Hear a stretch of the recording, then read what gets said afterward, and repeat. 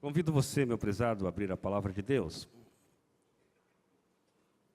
No Evangelho de Lucas, capítulo 13, versos 23 e 24. Evangelho de Lucas, capítulo 13, versos 23 e 24. Esse texto fala sobre salvação.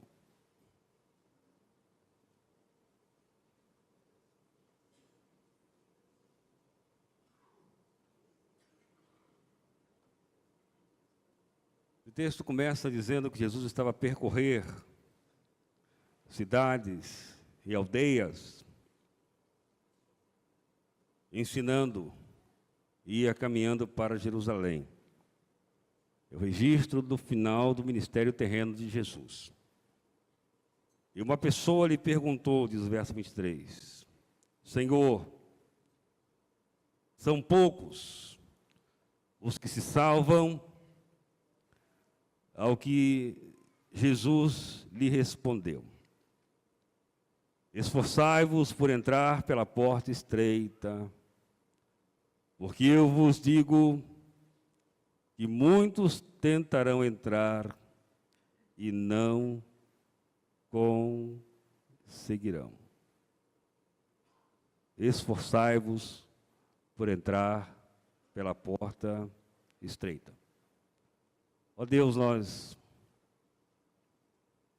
queremos nesta noite suplicar ao Senhor que de maneira especial o Senhor abra a mente de cada um de nós para entender a Tua palavra. Abra, Senhor, o nosso coração para crer nessa palavra que é tão preciosa, porque é a palavra do Senhor. E que essa noite, as pessoas que chegam à Tua casa, ó Deus, possam ser realmente convertidas por Jesus, o Senhor que veio verdadeiramente para salvar. Ouve a nossa oração, porque oramos em nome de Jesus. Amém, Senhor. Todos nós, em algum momento da vida, cogitamos sobre o valor da vida, sobre a sua realidade. Sabemos, sem dúvida alguma, não somente do ponto de vista jurídico, que a vida é o bem mais precioso, sabemos que a vida é fundamental a cada um de nós. E por isso nós lutamos imensamente para preservar a nossa vida. A questão que está proposta diante de nós esta noite refere-se a o que há de acontecer nesta vida e terá repercussão para a eternidade. Jesus estava curando pessoas, estava realizando milagres, e aqueles que iam caminhando juntos a Jesus, eles percebiam que o foco de Jesus não era nesse tempo somente. Era alguma coisa que começava agora, iria permanecer mesmo quando o tempo cessasse. Iria permanecer por toda a eternidade. Então, a pergunta que é feita a Jesus é o seguinte: são poucos os que se salvam? Uma outra tradução diz: quem poderá salvar-se?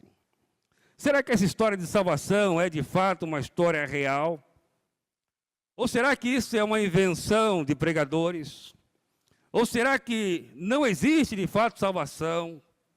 Ou será que ao deixarmos essa vida tudo termina aqui? Jesus então responde com uma afirmação: esforçai-vos, porfiai por entrar pela porta estreita.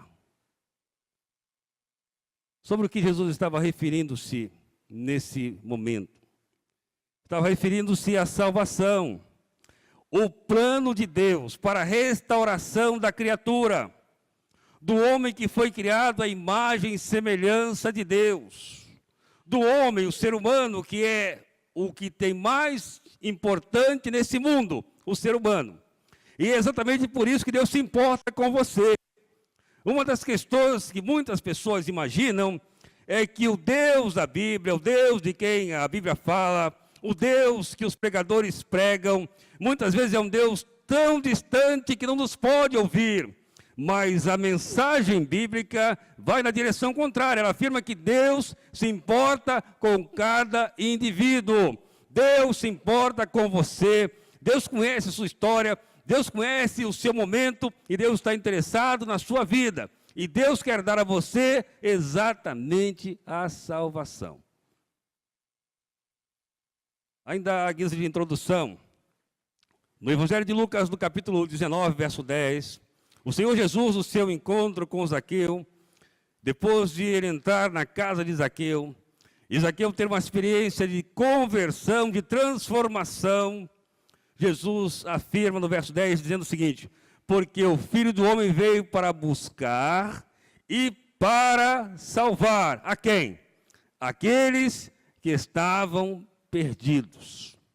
Ou seja, todo ser humano que vem a esse mundo precisa de experimentar a salvação.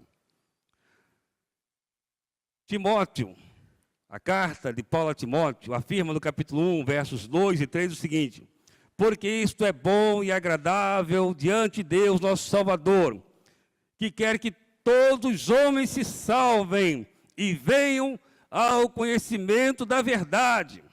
Ou seja, Deus sabe o tempo que temos nessa vida.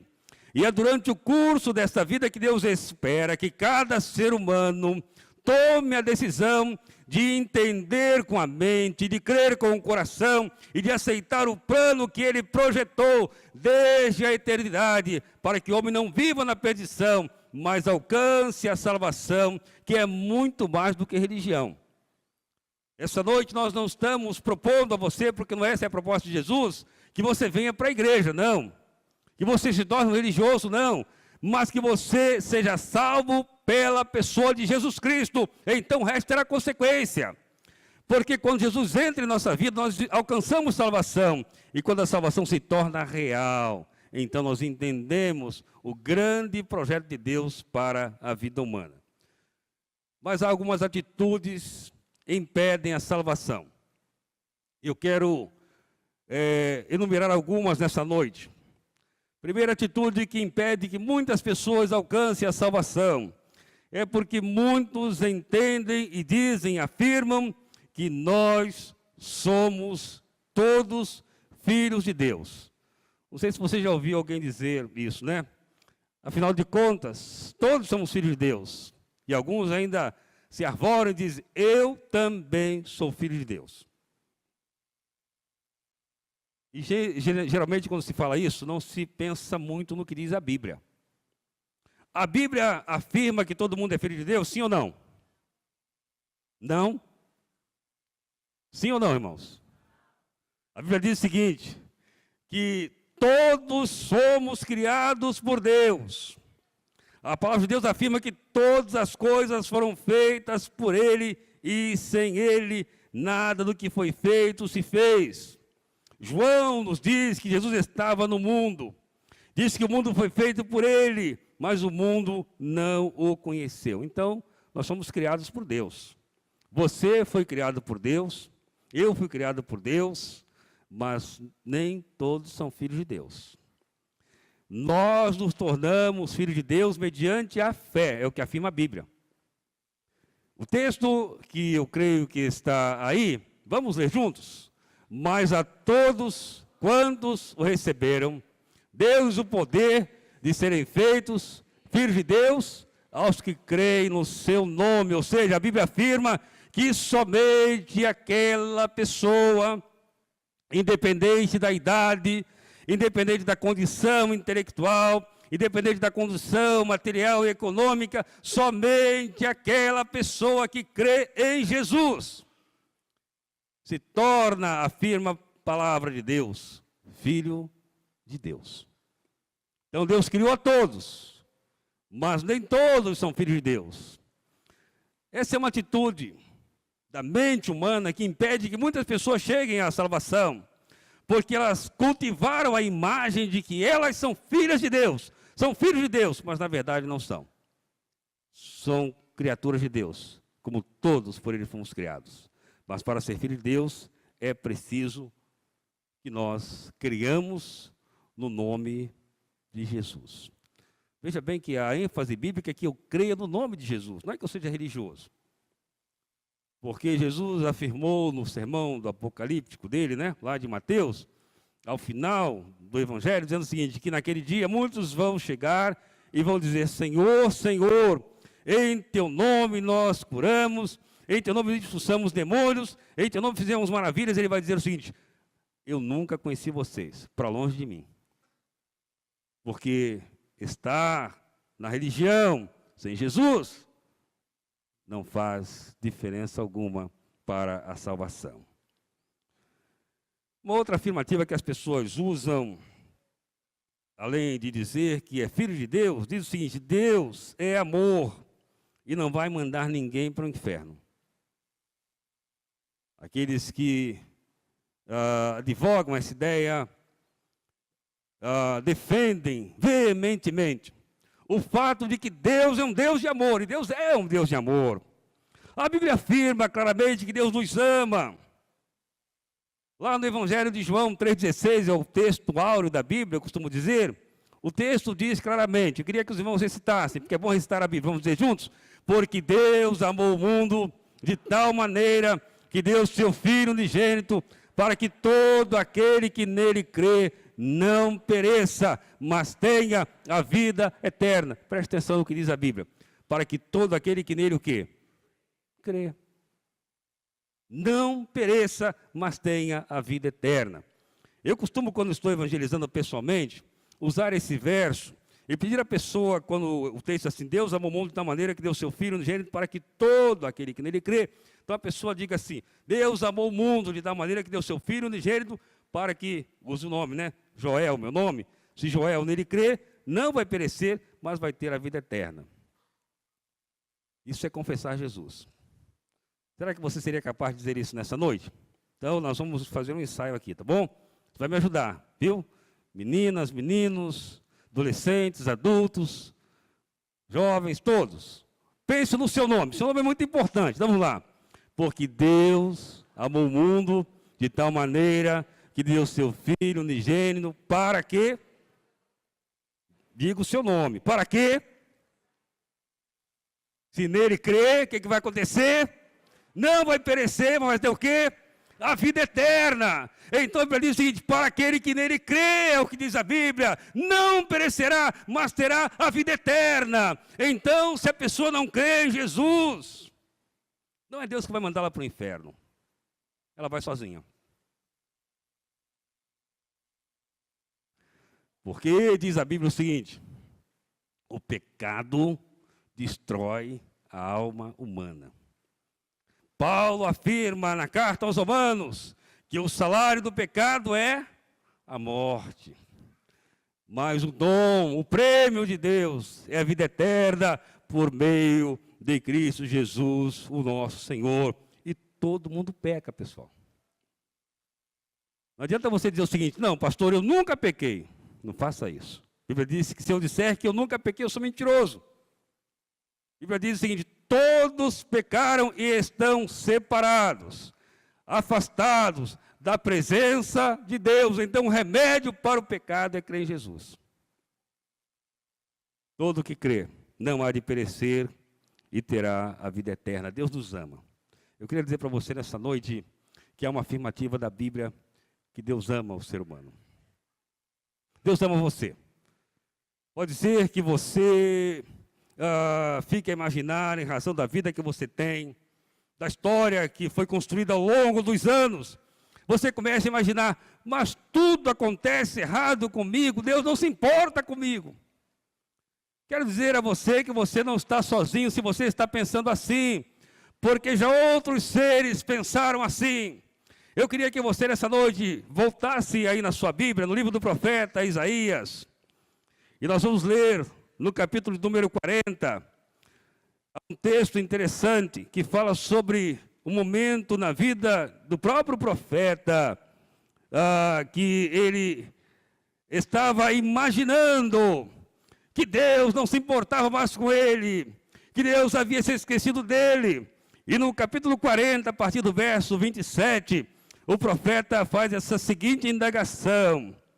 Aliás, é Deus que diz ao profeta: porque dizes, ó Jacó, Jacó era o patriarca, né? Israel, depois tornou-se seu nome. E falas, ó Israel, o meu caminho, ou seja, a minha causa, a minha vida, está escondida diante do Senhor, e o meu direito passa despercebido ao meu Deus. E a Bíblia diz o seguinte: não sabes, diz o profeta, não sabes, não ouviste que o eterno Deus, o Senhor, o Criador dos confins da terra, não se cansa, nem se fatiga, o seu entendimento é insondável, ele dá força ao cansado, fortalece o que não tem nenhum vigor, os jovens se cansarão e se fatigarão, e os moços cairão, mas os que esperam no Senhor renovarão suas forças, subirão com asas de águias, correrão e não se cansarão, andarão e não se fatigarão. Ou seja, Deus pergunta porque o profeta está dizendo: Senhor, o Senhor se esqueceu de mim, o Senhor não me ama mais. Mas Deus disse: olha, escuta, presta atenção, eu sou um Deus eterno, eu não mudo. O Salmo 90 diz: de eternidade a eternidade, o Senhor é Deus. Deus nunca desistiu de você. Deus nunca se cansou de você. Às vezes, as pessoas se cansam umas das outras. Aliás, nesse tempo, chamado tempo da pós-modernidade, isso é muito comum, pessoas se cansarem umas das outras e descartam as outras porque estão cansadas delas. Mas Deus não se cansa de você. Pode ser que todo mundo se canse de você. E às vezes é difícil, né, carregar pessoas. Mesmo que a pessoa seja uma pessoa aparentemente boa, mas ela tem suas dificuldades. Mas Deus não se cansa. Nem daquele que aparentemente é bom, porque a Bíblia diz que não tem ninguém bom. Bom só um que é Deus. Ou daquele que é um peso, né? Tem gente que parece uma mala, pesada, sem alça, mas ainda esse tipo de pessoa, Deus não se cansa. Esse tipo de pessoa com quem ninguém quer relação, com quem ninguém tem esperança. Esse tipo de pessoas que as pessoas olham e veem o seguinte: esta pessoa não é para minha relação, mas Deus não. Deus está interessado, Deus ama e Deus está buscando essa pessoa. Porque Deus é um Deus de amor. Entretanto, o amor de Deus é tão grande, não há como explicar esse amor, que Ele nos dá liberdade de escolha. Tenho pregado muitas vezes aqui sobre esse fato de que cada um é responsável por fazer a sua escolha diante de Deus. Deus propõe para nós essa escolha. E no livro do Apocalipse, o Senhor Jesus diz o seguinte: eis que eu estou o quê? Vamos ler juntos? Eis que estou à porta e bato. Se alguém ouvir a minha voz e abrir a porta, entrarei em sua casa e com ele cearei e ele comigo. Ou seja, veja que diferença há em Deus, há em Jesus que nos ama. E aquele que a Bíblia chama do inimigo de nossas almas, como Jesus afirma em João 10:10, que o ladrão não veio senão para matar, para roubar e para destruir, mas ele veio para que nós tivéssemos vida, e vida em abundância. O inimigo das almas, ele não bate, ele entra, ele arromba, ele destrói. Mas Jesus, ele é o Senhor, e ele bate a porta, e ele diz: se alguém ouvir a minha voz, é a voz mansa, é a voz calma, é a voz suave que faz um extraordinário convite, como está no registro de Mateus, capítulo 11, verso 28 a 30. Vinde a mim, todos que estás cansados e sobrecarregados. Há um peso que oprime. Vinde a mim, disse Jesus, todos que estás cansados e oprimidos, e eu o que eu vou fazer? Eu vou aliviar. E o que vai acontecer? Eu vou dar a você descanso para a alma. As pessoas estão com a alma cansada, oprimida. Jesus nos convida, mas Ele deixa o homem escolher. Se a pessoa virar as costas para Jesus e dizer: Jesus, olha, eu não aceito isso, eu não quero isso. Jesus permite que a pessoa faça assim. A escolha é pessoal.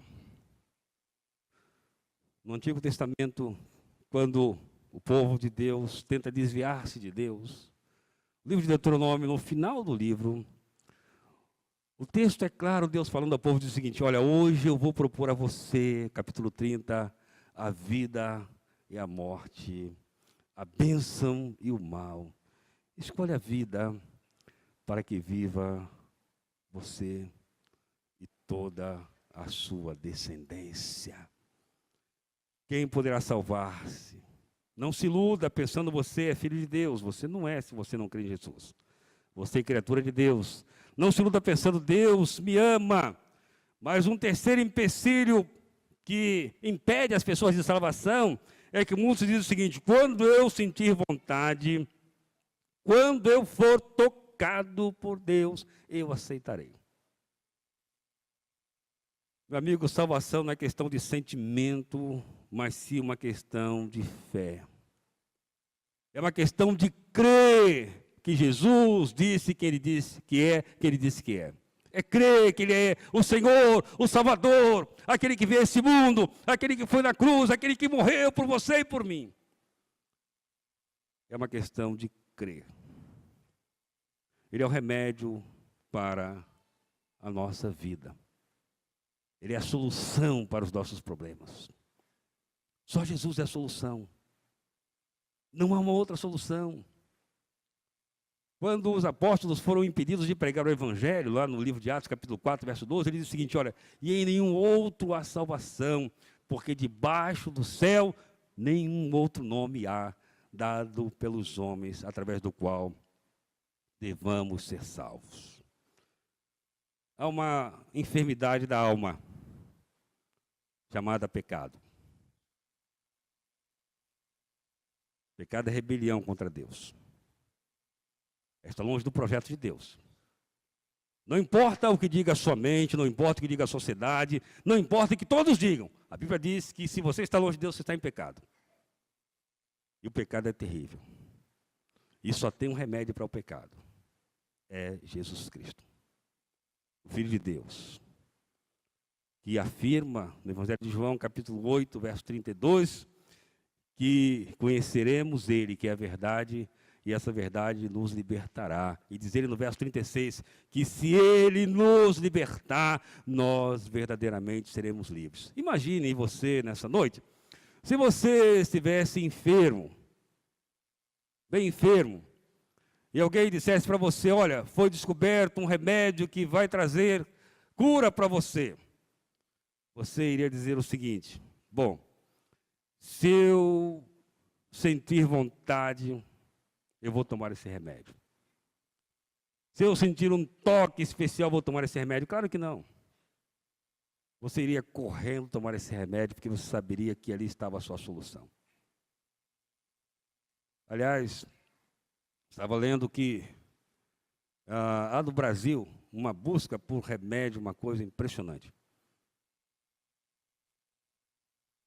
Nós, os brasileiros, eu me incluo nisso, gostamos muito de remédio. E se alguém diz assim, olha, você está com um problema, por exemplo, né? Temos alguns irmãos aqui da área da saúde. Você está com uma dor de cabeça. Ah, está com dor de cabeça? Olha, toma esse remédio que vai fazer bem. Geralmente a pessoa toma. Aí não fez bem. Não resolveu. Aí outra pessoa diz, toma isso que vai ficar bom. Você toma. E você vai tomando. Né? A automedicação. E quando alguém fica gripado, então? Coisa impressionante. Né? Há tanto remédio que se oferece. E a gente toma, porque alguém ofereceu. Tem gente que faz chá, tem gente que faz um montão de coisa. Agora a Bíblia diz que nós temos uma doença. Temos um problema terrível que é o pecado na alma. E a Bíblia diz, o remédio é Jesus. E nós dizemos, olha, se eu for tocado, se eu sentir vontade, eu vou experimentar Jesus. O que é isso, meu amigo? O que é isso, meu irmão? há poder em Jesus para mudar a história de qualquer ser humano. Ele verdadeiramente se importa conosco, ele verdadeiramente nos ama. Então, essa é uma atitude tremendamente errada. Quando você sentir vontade. Não espere sentir vontade, não. Creia em Jesus. Não espere ser tocado, não. Creia em Jesus como Senhor e Salvador da sua vida. Porque Ele é o Senhor realmente. E o tempo é hoje. Mas quais seriam as atitudes certas para ser salvo? Primeira delas, já enfatizei nessa noite, é tomar uma decisão pessoal, ou seja, entrar pela porta. Jesus diz, entrai pela porta. A única porta que leva alguém ao céu é Jesus, não tem outra. O único caminho que leva alguém ao céu é Jesus, não tem outro. Ele afirma lá em João 14,6, dizendo, eu sou o quê? O caminho, a verdade e a vida, ninguém vem ao Pai, senão por mim. Então, se não for por Jesus, ninguém entra no céu. Atitudes que levam alguém a ser salvo. Quem poderá salvar-se? Quem entrar pela porta, tomar a decisão pessoal. Eu vou entrar pela porta, que é Jesus. Segunda coisa, tomar a decisão enquanto temos a oportunidade. Uma das coisas que me impressiona, estava lendo uma estatística de trânsito aqui do nosso estado, e fiquei impressionado, não sabia disso. Que aqui no Espírito Santo, todo dia, tem pelo menos 3 a 4 acidentes de moto. Você que é motociclista, né? Tome cuidado. E há cerca de muitos, especialmente jovens, que têm acidente fatal. Eu confesso para você que eu tenho medo de moto. Se você me vir andando a pé, me oferecer carona, eu vou dizer, vai em paz, Deus te leve, eu não vou entrar nesse negócio. Eu sei que alguns precisam, mas eu sei que é complicado. A minha tese sobre moto é o seguinte, Deus deu inteligência ao homem para ele criar a bicicleta, o diabo foi e colocou motor. Porque é impressionante. Ainda hoje à tarde estávamos indo, eu e minha família, ali para a Ponta da Fruta, mas passou um camarada na moto, que, olha, perdoe-me quem usa moto, ali Deus teve que colocar os anjos todos para segurar. Porque nós vimos a hora que aquele jovem estava perdendo a vida.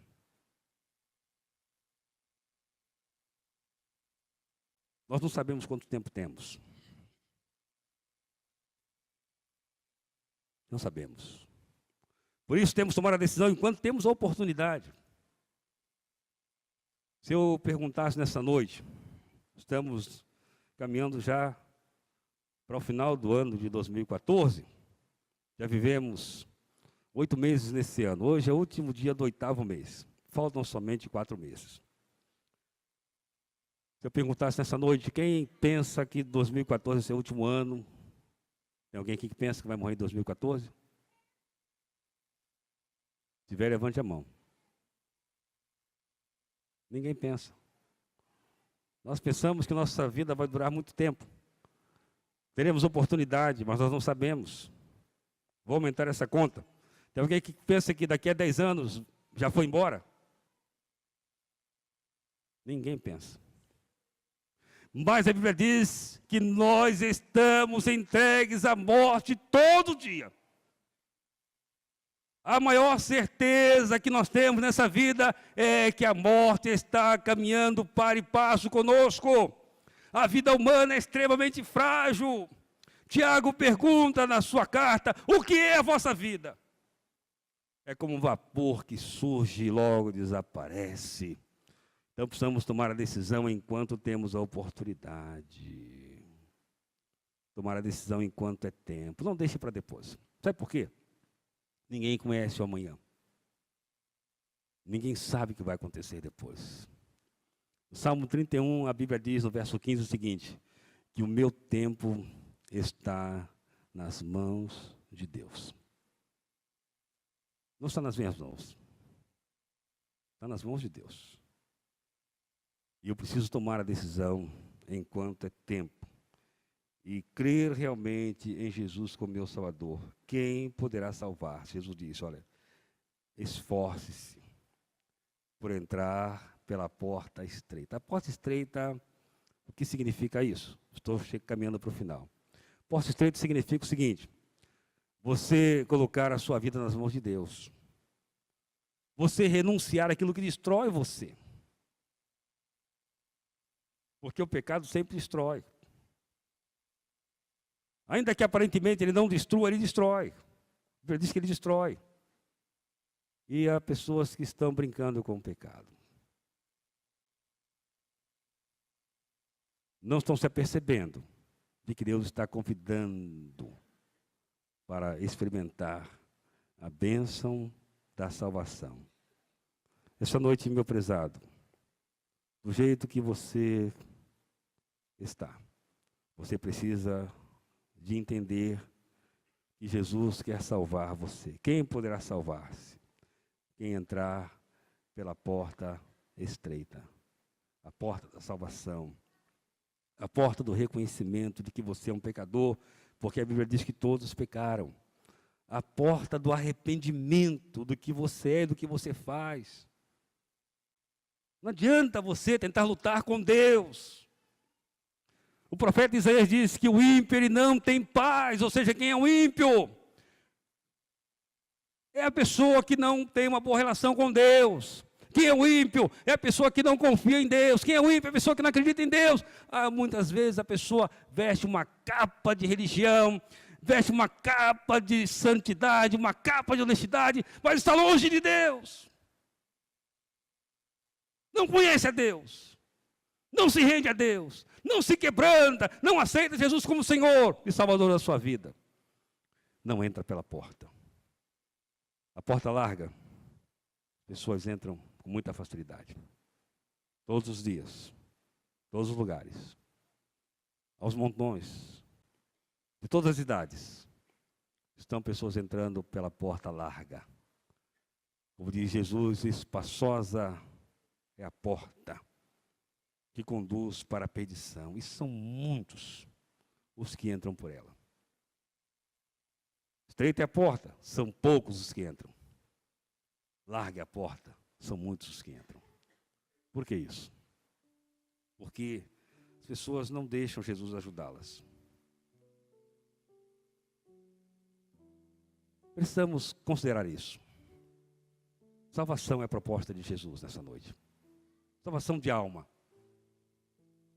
Isso é a coisa mais séria que alguém precisa fazer. Viver nessa vida, nesse mundo, sem ser salvo, é um perigo tremendo. Até porque a Bíblia diz que só pode ser salvo enquanto estamos aqui. Saindo daqui sem salvação, acabou. Não tem mais jeito. Creia em Jesus nessa noite. Deixe o Salvador te ajudar. Eu quero, ao final desse culto, desse sermão, dar uma oportunidade a você em nome de Jesus. Você conhece a sua história. Talvez você tenha pensado, pastor, história... Ninguém se importa comigo. Ninguém me ama. Isso pode ser verdade. Pastor, minha história é uma história de alguém que entrou na religião, mas não encontrou Jesus. Isso também pode ser verdade. E muda o coração da pessoa é Jesus. Eu queria desafiar você essa noite, convidar você mesmo em nome de Jesus, para que você experimente o remédio para a sua vida, que é Jesus.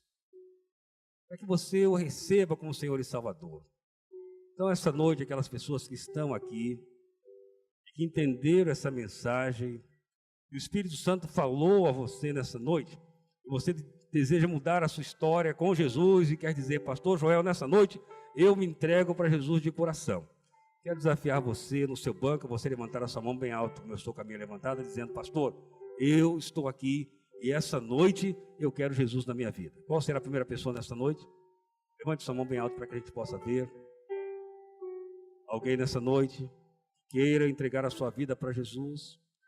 E esse apelo também eu estendo a pessoas que já provaram a bênção, mas se afastaram. E essa noite querem regressar. Esse é o momento para você regressar à presença de Jesus. Há alguém nessa noite? Se houver, erga sua mão bem alto para que eu possa ver. Onde você está?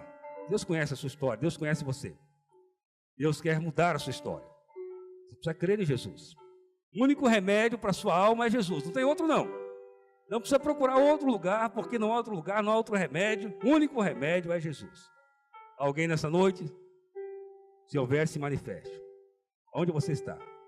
Eu sei que nessa hora, a mão pesa como se fosse de chumbo. Isso aconteceu comigo.